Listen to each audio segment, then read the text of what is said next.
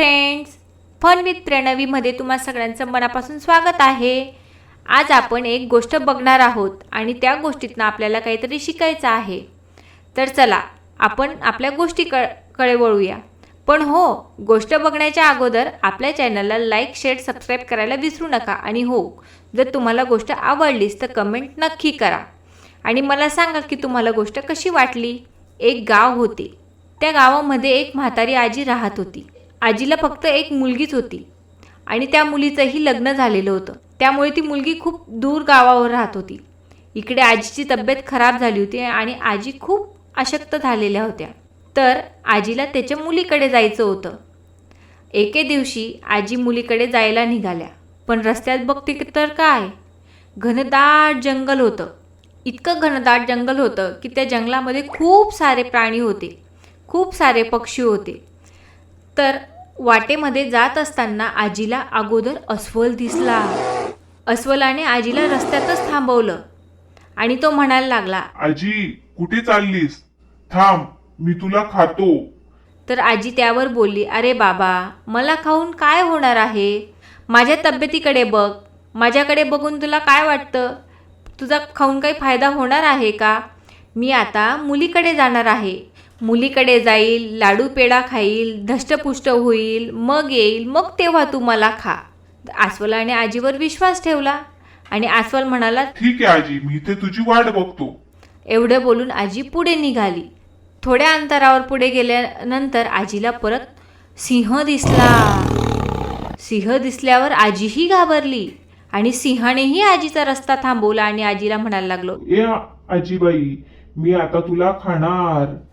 तितक्यात आजीबाई बोलली, अरे बाबा, माझ्याकडे बघ, मी किती बारीक झाली आहे, अशक्त झाली आहे, मला खाऊन तुला काय मिळणार आहे? मी आता मुलीकडे जाते, मुलीकडे जाईल, लाडू पेढा खाईल, तूप रोटी खाईल, धष्टपुष्ट होईल, मग इकडे येईल, तेव्हा तू मला खा, तुझं पोटही छान भरेल। तर हे ऐकून सिंहानेही तिच्यावर विश्वास ठेवला आणि आजी युक्ती करून तिथून निघाली। आजी थोड्या लांबवर गेल्यानंतर आजीचं मुलीचं गाव आलं आणि आजी मुलीकडे गेली। मुलीकडे पोचल्यावर आजीला खूप भूक लागली होती, म्हणून आजीने तिथं गेल्यावर जेवण केलं। काही दिवस तिथं राहिली। आजीला एक नात होती। आजी तिच्याशी खेळू लागली। तिथं खेळल्यानंतर आजीला परतीचा दिवस जवळ येऊ लागला, पण तसतसं आजीला चिंता वाटू लागली की रस्त्यामध्ये अस्वल आणि सिंहाला तिने शब्द दिलेला होता आणि तिचा नाराज चेहरा बघून तिच्या मुलीने विचारलं, का ग आई, काय झालं? तर आजीने सगळं सांगितलं, रस्त्यात काय काय झालं ते, वाटेत तिला काय काय समस्या आल्या हे सगळं सांगितल्या। त्यानंतर मुलीने एक युक्ती केली।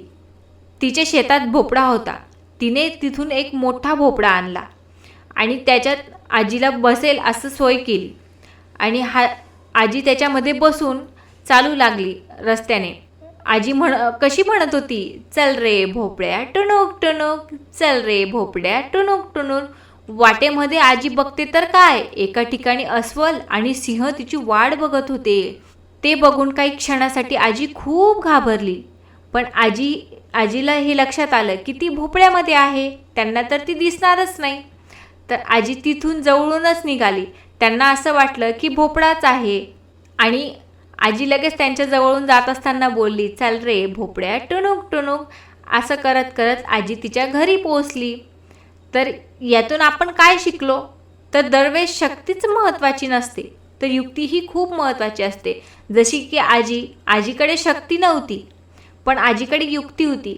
त्या युक्तीनेच आजी तिथून जंगलातून बाहेर निघाली। अस्वल आणि सिंहसारखे मोठमोठ्या प्राण्यांना तिने मात दिली। तर दरवेळेस फक्त शक्तीचा उपयोग नसतो करायचा, लहान मुलांमध्ये शक्ती जरी नसली तरी युक्ती फार असते। तर तुम्हाला गोष्ट कशी वाटली हे मला नक्की सांगा।